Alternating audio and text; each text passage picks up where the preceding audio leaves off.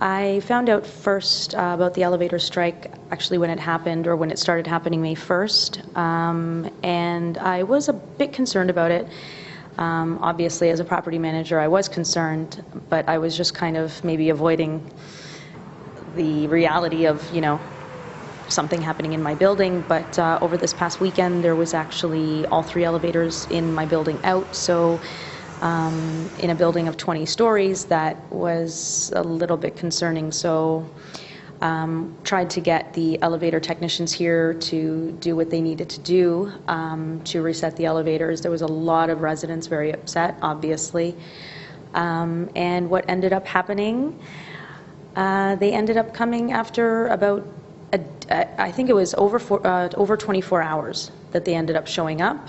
And then they fixed them, and then 2 hours later another one went down, so we had to call them again. So it's just been a bit of a ping-pong thing, and it's been really stressful on all the residents, and yes, the property manager. Have you had any cases of anyone stuck inside an elevator yet? Nobody stuck inside the elevator, luckily, but I'm just crossing my fingers for that one. I'm hoping that that obviously doesn't happen. If that does happen, I've been told that that's entrapment, and that will be attended to as an emergency call. So hopefully they'll be able to get here sooner rather than later.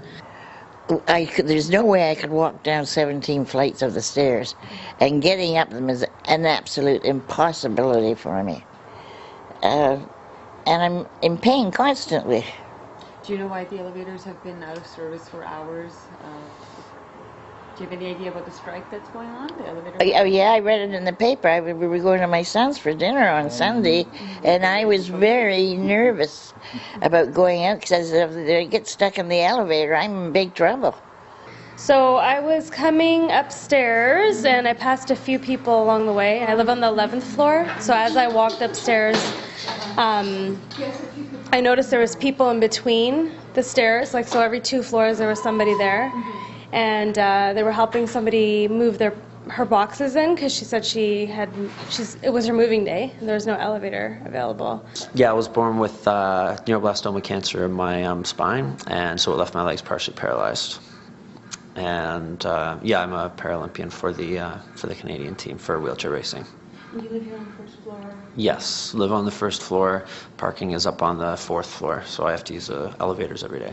Have you found that the elevators have been out of service for longer periods of time ever since the elevator workers strike has started?